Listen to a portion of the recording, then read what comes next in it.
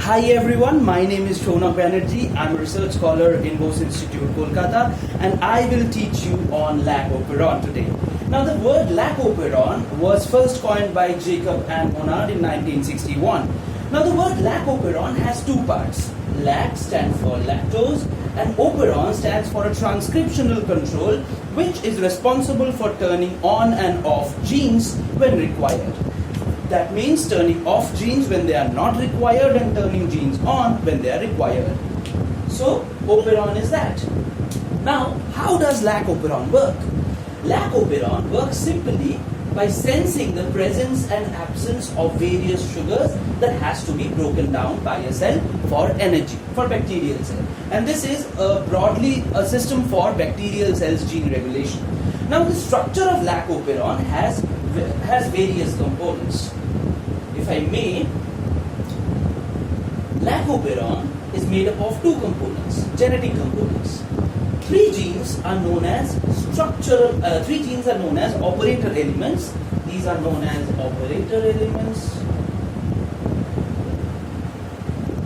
Which means they operate the gene expression, operate the transcriptional control. And three other genes are responsible for forming the functional enzymes which will do the work that is required here, that is metabolizing lactose. These genes are called structural genes. Yeah. So there are two components. One is called operator sequence and other are called structural genes. Operator genetic elements and structural genes. So the first candidate of the operator sequence is LAC-I. Now LAC-I is responsible for formation of a repressor molecule which helps to repress LAC gene expression, the genes which are required for metabolizing lactose, off. So the logic is when there is lactose in the medium, the bacteria requires to break down lactose in order to make energy. But when there is no lactose in the medium, the cell has no point in utilizing energy expressing these three genes which are responsible for lactose metabolism. So the clever point is here that the bacteria only utilizes its energy when it is required. That means when lactose is present in the system. When lactose is not present in the system, LAC-I produces a repressor molecule. Now this repressor molecule in absence of lactose can bind with a position which is known as PLAC or OLAC. Now OLAC stands for operator of LAC and PLAC stands for promoter of LAC. As we all know that in case of transcriptional control, promoter is a sequence where the RNA polymerase binds and subsequent RNA synthesis happens. So when there is no lactose in the medium, LAC-I produces LAC repressor which in absence of lactose again binds with OLAC. Now this binding of the repressor with the OLAC hinders the binding of RNA polymerase with LAC promoter. So when repressor is binding with OLAC, RNA polymerase cannot bind with LAC promoter. As a result, the expression of the three genes LAC-Z, LAC-Y and LAC-A cannot happen. Now the genes LAC-Z, LAC-Y and LAC-A produce beta-galactosidase, beta-galactoside permease and beta-galactoside transacetylase respectively. Now beta-galactosidase is required for breaking down lactose, which breaks down lactose into glucose and galactose. LAC-Y is responsible for the formation of beta-galactoside permease, which actually helps to transport lactose from outside the cell to inside the cell. So this is the molecule which actually helps to transport inside the cell, lactose inside the cell. And lactose or beta-galactosidase transacetylase is responsible for transferring an acetyl group from acetyl-CoA to lactose. That traps the lactose inside the cell. So these three genes are very responsible or very important for metabolizing lactose. So when there is lactose present, then these three genes are indispensable for the cell to have. So how that switching is, how that mechanism happens when these three genes are turned on.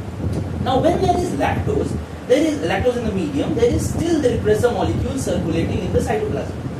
Here, but these three genes are present in basal level, that means in very low quantities in the cell always.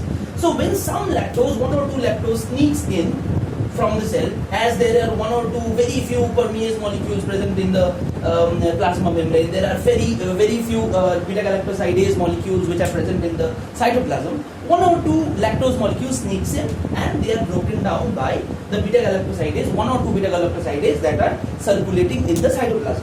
So this beta-galactosidase breaks down this lactose into glucose plus galactose, and a byproduct of this this enzymatic reaction is a thing called allolactose.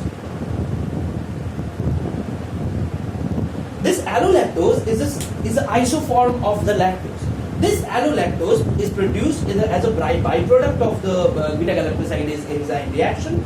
This allolactose acts as an inducer and binds with these two binding sites of the repressor. Okay. So when the allolactose binds with the binding sites of the repressor,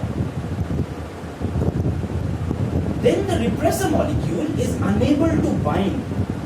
Then the repressor molecule is unable to bind with the operator. Understood? When lactose is present, it is broken down into glucose and galactose by the beta-galactosidase molecules which are circulating in the cytoplasm at basal level. A byproduct of that reaction is allolactose, which binds with the repressor molecule. This binding of allolactose with the repressor molecule makes it inactive to bind with OLAC, the operator of LAC. As a result, the PLAC or the promoter of LAC lies vacant for the RNA polymerase to bind. So there is no repressor molecule here binding. The RNA polymerase can bind now, and subsequent expression of the genes which are responsible for lactose breakdown happens. Now there is another binding site, which is cyclic AMP-CRP binding site, that we will talk on the next class. This cyclic AMP-CRP binding site is responsible for coordinating the presence of lactose with the presence of glucose. The logic behind this is that when there is both lactose and glucose present in the medium, there is no need to break down lactose, as there is glucose already being broken down. We don't need two sugars as simultaneously for energy. So when there is glucose, then there is no lactose breakdown or lactose production, even if there is lactose present in the medium. When there is no glucose or glucose is depleted, then the cyclic AMP level rises. The cyclic AMP level and the glucose level is inversely proportional. When glucose decreases, cyclic AMP increases. This cyclic AMP then binds with CRP or catabolite expression protein. This cyclic AMP-CRP complex binds with the CMP-CRP binding site, which in turn helps the RNA polymerase to bind with PLAC or LAC promoter, which subsequently helps in RNA production of LAC genes. So thank you for today. That's a few minutes of Lac Operon. I hope you enjoyed this video. So give a thumbs up.